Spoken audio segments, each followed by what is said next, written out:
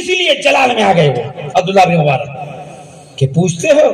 عمر بن عبدالعزیز تو بہت بعد میں آئے ہو اور دنیا اسلام کے پہلے مجدد بھی ہیں، پہلے مجدد ہیں، بڑے نیکوکار، جب بادشاہ نہیں بنے تھے خلیفہ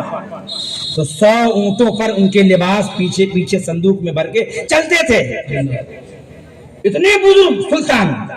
اس لیے بزرگوں نے ان کو خلفائے راشدین میں شمار کیا، ان کی خلافت کو خلافت راشدہ عرصہ دراز کے بعد شمار فرمایا۔ جب وہ خلیفہ نہ تھے تو 40-100 اونٹوں پر صندوق میں ان کے جبے، امامے، لباس یہ چلا کرتے تھے، اور جب خلیفہ بنا دیے گئے اور موت کا وقت قریب آیا تو ان کی زوجہ، ان کی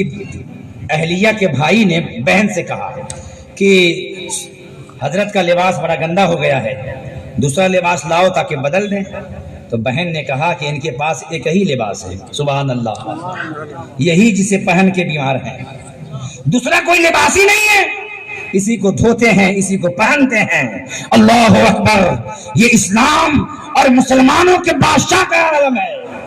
کہ دوسرا کوئی جبہ نہیں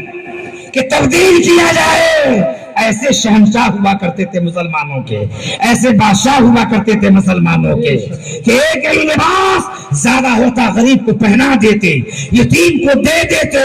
کسی بےکس کو دے دیتے، دوسرا لباس نہیں تھا کہ بدل دیا جائے۔ اب ان کے بارے میں امیر معاویہ، اب اتنے بڑے بزرگ جن کے پاس دوسرا لباس نہیں تھا، اتنے بڑے انصاف پرور بادشاہ تھے، وہ خلیفہ تھے، ان کے بارے میں کیا گیا، پوچھا گیا تو فرمایا عبداللہ بن عمر نے رضی اللہ تعالیٰ عنہ، غبار دخل فی انف فرس معاویہ حین غزا فی رکاب رسول اللہ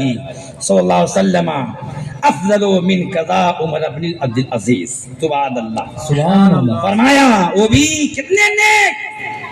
کتنے نیک پرہیزگار خلیفہ عمر بن عبدالعزیز،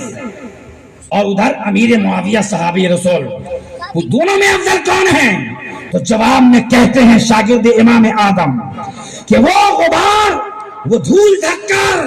جو حضرت امیر معاویہ کے گھوڑے کی ناک میں گھس گئی جس وقت حضور کی معیت میں ساتھ میں دشمنوں سے جنگیں لڑی تو دھول اڑی، وہ دھول جو ان کے سواری کے ناک میں گھس گئی وہ